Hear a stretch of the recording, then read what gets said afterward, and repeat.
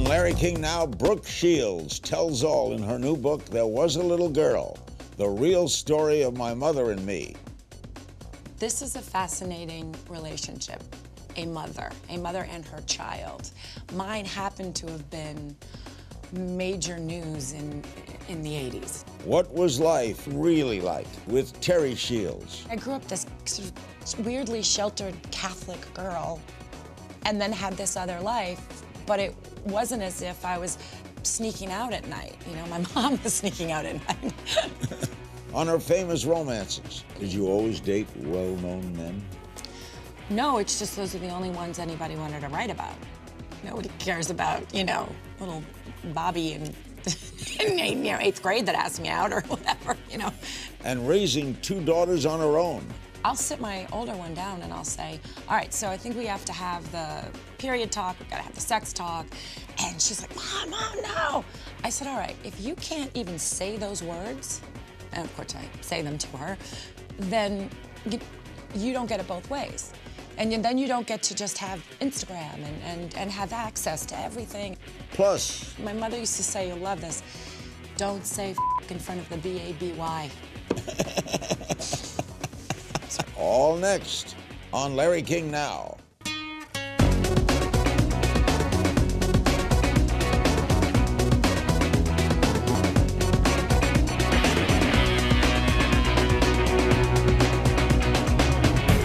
Welcome to Larry King Now. Our special guest is Brooke Shields, model, actress, philanthropist, author, Princeton graduate. I would have gone there if I had grades. Brooke was launched to stardom as a child, playing acclaimed yet controversial roles in films like Pretty Baby and The Blue Lagoon, while also becoming the face of Calvin Klein jeans at the age of 14. She has since acted in films like The Adventures of Margaret and the television series Suddenly Susan. Brooke's long, storied career is now being chronicled through the lens of her famed relationship with her mother, Terry Shields, in this book, There Was a Little Girl. There Was a Little Girl is available everywhere now, and why did you write it? I wasn't going to. I thought maybe one day I would do an autobiography and there would be a lot about my mother in there. But after I wrote an obituary and I submitted it and I paid my $1,500 and I was called and they said, oh, well, you pay $1,500 to get the obituary, what, in the New York Times? Yeah, and you get a little I didn't know column. That. Right. You pay for that? Yeah, you pay for that. Okay. So I did, and everything was on the up and up, and they called me and said, oh, we want to put your mom sort of deserves more attention. We'd like to put it on the front cover of the obit section. There's like a kind of a cutout. Yeah. And I said, put it wherever you want. That's, you know, fine, thank you. And then they said, well, it may be a little bit bigger, so we might need some more copy. And a flag sort of went up, and I said, you know what, I'm not doing an interview, and please just print what I wrote, and let's leave it at that. And they said, okay, well, we'll print what you wrote, but what if we have a fact check to ask you? You know? And I said, fine, what's the question? And they had, you know, 2 questions, one about New Jersey and about something else. And then when Sunday in the Times, you know, I mean, I woke up and I went out and I just wanted to find it, and it was a scathing, horrible review of my mother. Was your mother famous? I mean, she was infamous. But I mean, where the average guy in the street would know the name if they saw the obituary heading, other than being your mother? I mean, why did it get so much? Why did they give it that much attention? Well, that's why I wrote the book, in a way, because I thought, my God, how is this woman even relevant enough to incite such vitriol, you know? I mean, what does that mean? Because I thought, my God, she's been, you know, losing her mind for years now. She's been, and she's not been in the public eye at all in decades. And yet, I mean, it was an amazing feeling to watch it. And I thought, there's something not so much just in her, but it's in that relationship, you know, and that fact that it was a male who never knew her, never met her. And, you know, once I got past wanting to attack him and make it about me and write an op-ed piece, and I just sort of stepped back and I thought, this is a fascinating relationship, a mother and her child. Mine happened to have been major news in the 80s. So because of that one thing, you wrote a whole book. Then the second thing happened. So my 11-year-old wanted to get her ears pierced, and I took her to get her ears pierced, and the doctor asked me what I thought of the dots before they do the punch. And I sort of didn't think they looked even. And so I said, I'd like them to can you adjust them a little bit? And the woman said, that's why we ask the mothers. We just want the mothers to be sure. And my mother could have said, I looked to my mother as if she was God. To me, she was my world. So anything she said, I thought she was smarter than doctors. I thought she could make it rain. it was symbiotic, it was enmeshed, it was codependent, it was all of the above. And I kind of wanted my daughter to look at me like that. So I thought, oh, I'm going to be smarter than the doctor. Like, I don't think they're right. And she said, okay. She changed the dots and she punched the holes in the ears. And they had been right. And I messed them up. And I was so shocked and mad at myself and angry, and then I was angry at my daughter because she didn't look at me like I was the queen when I helped raise a healthier-minded child.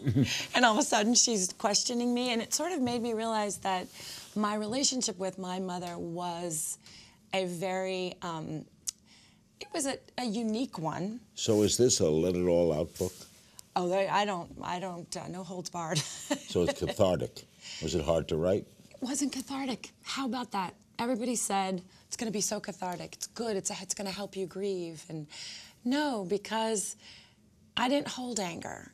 I don't either. I don't have it festering in me, and I want to, you know, it's so filled with empathy. People ask me if I needed to forgive her. I had nothing to forgive her for. She was my mom. You know, she did her best. She was also very flawed. She was frail, she was flawed, but she was a fighter. You were also mad, I got this cover here, you were mad at People magazine, right? This?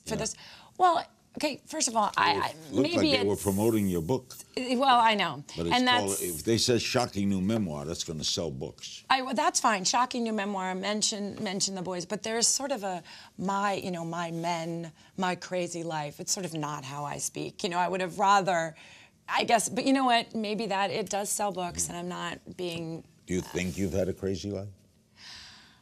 I think I've had an extraordinary life. I think I've had a very varied... I mean, sometimes the world looks at someone and would say, if I look at you, I would say enormously successful.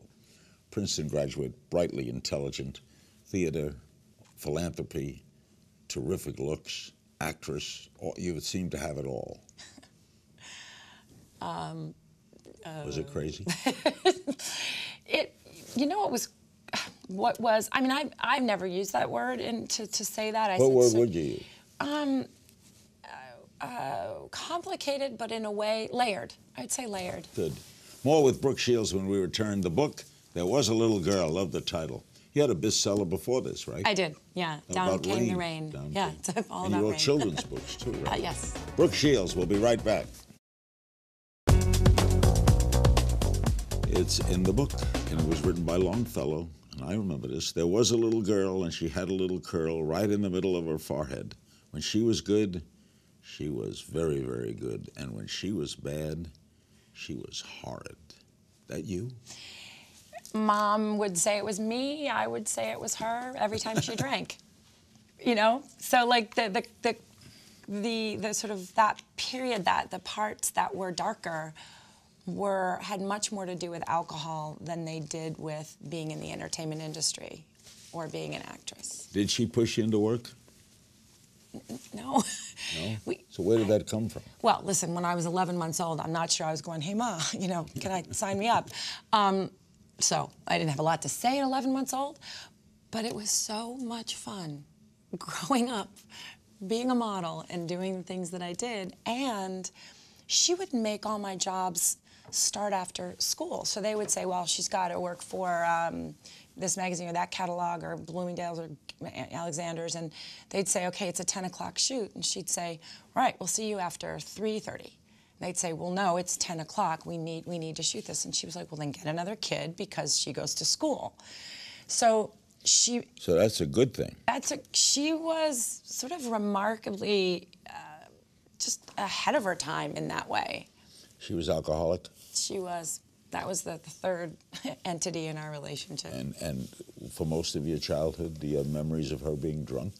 Oh, I have memories that go back way, way, way, way back to her being, inebriated right after school, but she never really drank in the mornings. And so I started to chart it. I could find out that, okay, the mornings were fine, but then come 3 o'clock when I got out of school, I would see her face and I would sort of see the lips and I would see the glassy eyes and I would know. Your mother had dementia?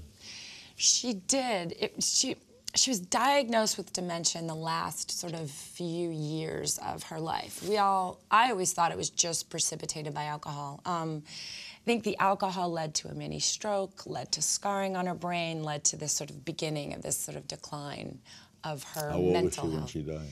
She was 78, but she was like strong as an ox, like, everything. I thought her liver would go, if anything, and that wasn't it. She's very pretty. She's right. I think you'd like this picture of her. Yeah, I know. Yeah, that's her? Yeah, that's what actually sort of sold the book. I showed this picture when I was pitching the story, and I said, this is this woman, and there's a lot more to her than has ever been She never written. remarried? She had me. She didn't need to get remarried. How, though? But look at this. You went to Princeton. I did. Must have been a pretty good student. I was a good student. And I was a very type A student, very motivated, very, and I think that stems from also having this life that was forced me to really, it was a refuge for me. The modeling was the Calvin Klein models are very sexy, right? Yeah. I mean, and I was. Is that a little young for 14? I mean, I was 15, and I was in. They were so intelligent, these commercials. You weren't holding up something and saying, "Use this, it's fun." They were brilliantly done, and we had, Sven Nykvist did the cinematography. We had Richard Avedon directing them. We had Dune Arbus, Diane Arbus's daughter, wrote all the copy for those commercials. They were great. I remember them very well. The Blue Lagoon, you write, it remains the most successful movie I ever made and the film with which I'm most identified. Generations have passed, and now those who watch the movie as teenagers are playing it for their children. For many, it was the introduction to sex. Today, sex is introduced in a much more provocative and graphic way. As you look at the Blue Lagoon, was it tame? Oh, it's like Nickelodeon or Disney. Well, and also it's funny because I had a body double in it as well that did all the underwater shots. So it was really tame for me because I didn't even have to take off my clothes. What do you make of what you see now on the screen? The Kim Kardashian and nude and...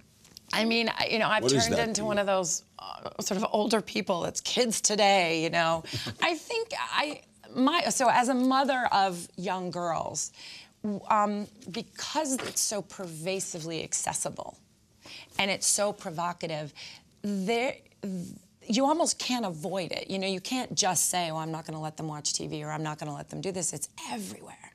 And you have to be you have to police their devices, and you have to, it's just, I find that they're not prepared to handle it. I mean, I'll sit my older one down and I'll say, all right, so I think we have to have the period talk, we've got to have the sex talk. And she's like, Mom, no. I said, all right, if you can't even say those words, and of course I say them to her, then you don't get it both ways. And then you don't get to just have Instagram and have access to everything and have them have access to you. I just don't think that they're prepared. And that's what's terrifying to me. Used to be an old saying, when you're dating a girl, if you're really falling in love, look at her mother, because that's what she's going to be. She's going to be her mother. Are you anything like your mother? I'm all the best parts of my mother. There is a survivor mentality, and there's a humor that I have. There's a real desire to make sure that I maintain my integrity in every situation. Would you want your girls to be models and actresses? Not in this day and age. Stay with us. Brooke Shields is discussing her storied career, which she details in the new book, There Was a Little Girl. We'll be right back. Brooke Shields, the book, There Was a Little Girl. You once just deemed the most beautiful face in the world. How did you react to that? It's such a bizarre thing to have When you look in the said. mirror, do you think you think you're beautiful? Come on. I now, in almost 50, I now, for the first time, am starting to just revel a little bit more in being everything that I am. And it's not pretty or not pretty. It's just, it's when you're that age and it's on the cover of a magazine that you represent the face of a decade, it's ridiculous. It's an arbitrary thing. So you can't, you can't live up to that. What does that mean even? And so I just chose to just ignore it, absolutely. Did you always date well-known men? No, it's just those are the only ones anybody wanted to write about. Nobody cares about, little Bobby in 8th grade that asked me out or whatever, That's not newsworthy. Was Dean Cain your first love? Oh, yeah, absolutely. I mean, just... I like him. Just the best. It was that you only hope, I hope that my daughters come home with somebody like that. I've interviewed Andre Agassi a few times. Yes. Was that was it a tough divorce? No, it took 7 minutes. It was done. It was easy. There was no fighting. There was no quarreling. What nothing. ended it? We didn't want to live each other's lives. We really, I don't. Did you live in Vegas? We had a house in Vegas, and he was never fond of actresses. I think it was just we got to the point where we both knew that we weren't going to be happy growing old in either one of those. I mean, tennis is fine, but I don't want to live in it, You're both philanthropists, though, right? Absolutely. Yeah. But also, keep in mind that I have to say that I attribute much of my health mentally to his support and encouragement when I was trying to separate myself from my mother. See, he was the one that said, listen, you can do this with love. It's possible, and I'll help you. Are you friends? I mean, we don't hang out. I'm not. Why did you reveal that your first sexual encounter was with Dean Cain? Why did you feel the sense to have to reveal that? It had already been in the papers. It's already it had? been revealed, and it's not new news. What I did, especially in this book, and I think this is not a tell-all about the men in my life. I will probably never tell that because why do that to people? Meaning the men. But my loss of my virginity was such a concept for people. Everybody knew I was a virgin. Everybody was America's favorite virgin. And How old were you? I was 22. I mean, I remember the poor guy. But there was so much love, but there was so much trepidation on my part, so much guilt, so much fear that I was letting, my fan base down. I was letting my mother. I was supposed to wait till I got married, and, I grew up this sort of weirdly sheltered Catholic girl, and then had this other life, but it wasn't as if I was sneaking out at night. My mom was sneaking out at night. Was this at school? I made him wait till after school, even though it wasn't at school. He was still in school, but I was so traumatized after. Really? The weight, it was just emotionally and in my own sort of psyche, I carried my mother with me into every relationship. She was, and that stuff, it actually exists. There are a lot of women have talked to me about it, and it starts with respect, and then it sort of morphs into this responsibility and fear. Did she get involved in your relationships? She didn't really have to. She could just say, it's all physical with you two. And you'd be like, oh my God, she knows.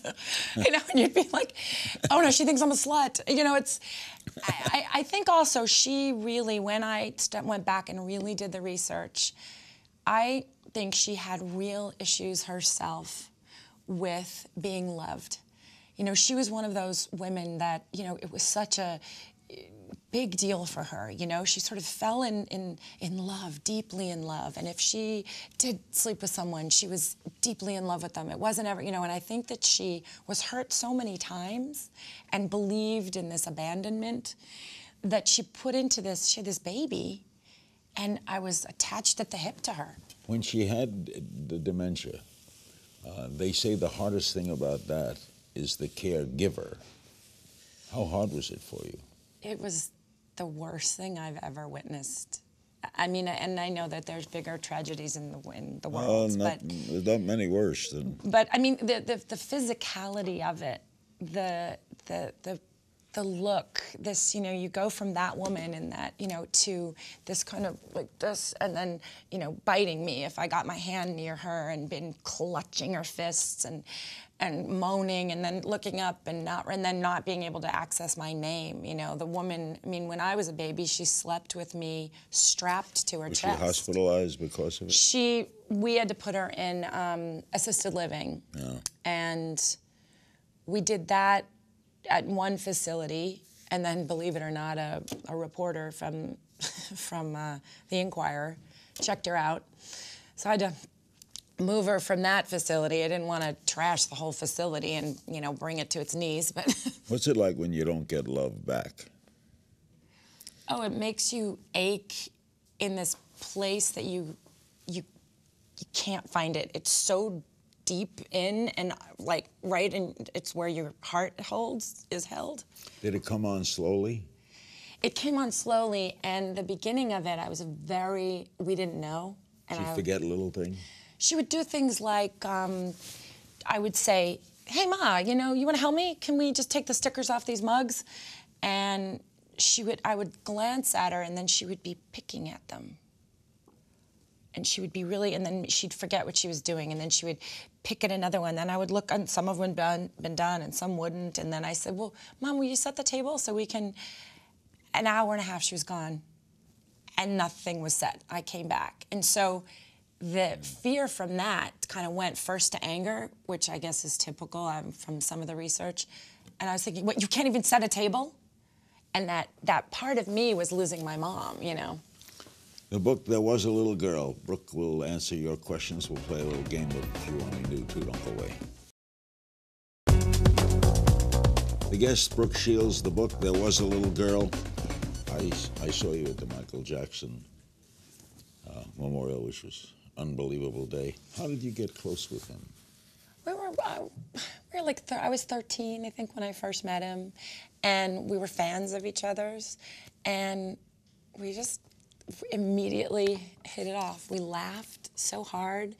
I wasn't trying to get a music career. I wasn't trying to get anything from him, and we just started hanging out, really. What didn't we, the collective we, know about him? I mean, people talked about his genius, but I don't think they didn't really know how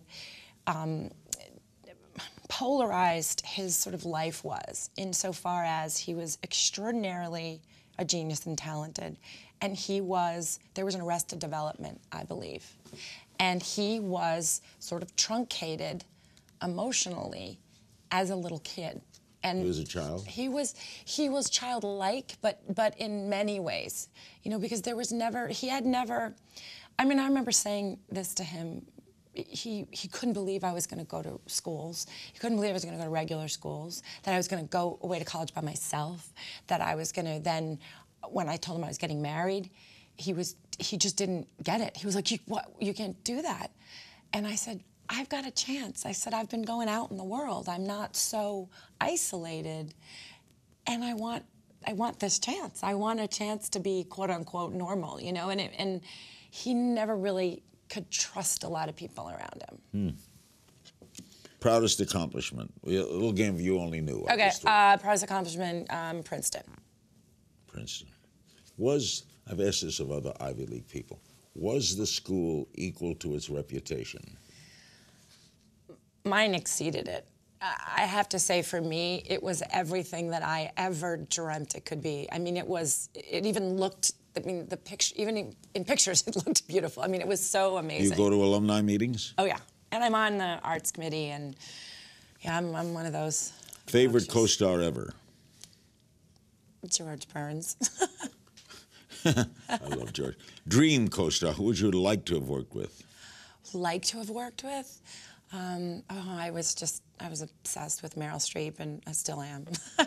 Biggest splurge throughout the years? Jewelry. Welcome to my wife. I like baubles.